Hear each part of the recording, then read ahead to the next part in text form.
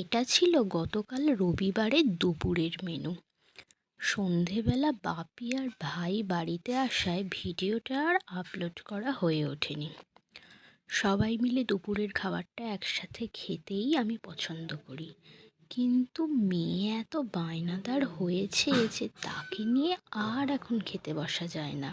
সে সমস্ত খাবার নাড়বে ঘাঁটবে, কিছু তো খাবেই না, শুধুমাত্র নাড়া ঘাঁটা রান্নাবাটি খেলেই ওনার চলে যাবে।